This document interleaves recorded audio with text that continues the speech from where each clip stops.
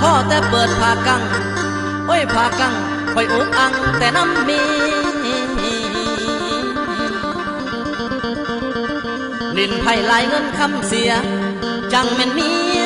ของอายตำรวจจับจนเป็นไข่บาดประกันออกมาก็ยังลินคือเก่าละเฮ็ดจังใดน้อ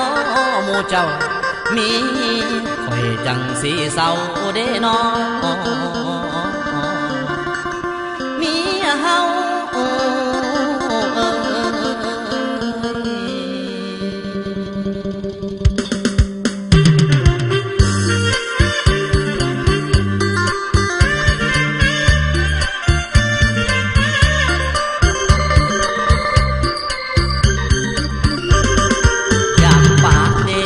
อยากป้ามีเด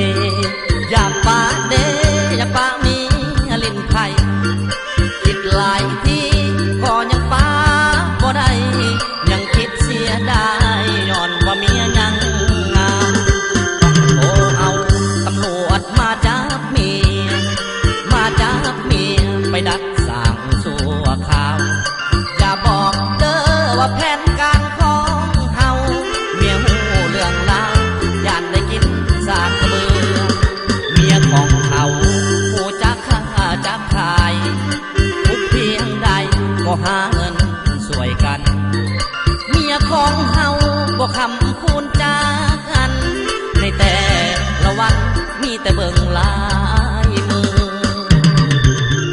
แต่ละมือสวนกันมาเป็นหมู่แต่ละมือสวนกันมาเป็นหมู่พากันหลักลิ้นไผ่อยู่ในกองหลัง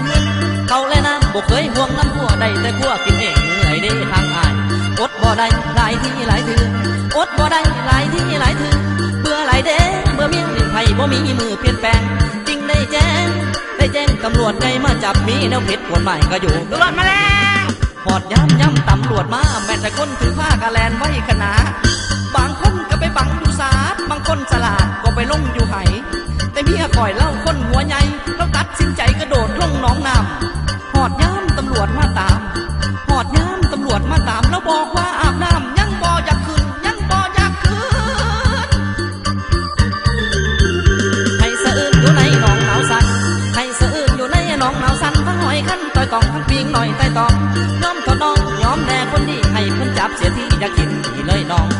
เนื้อทองให้หักเมียย้อนว่าหักเมียจึงให้ตำรวจมาจับไปขังสู่ข้าวให้เจ้ายาเจ้าเศร้าลิ้นไผ่เมื่อยามจะออกคุกคนผ่านความทุกข์และเปลี่ยนแปลงนิสัย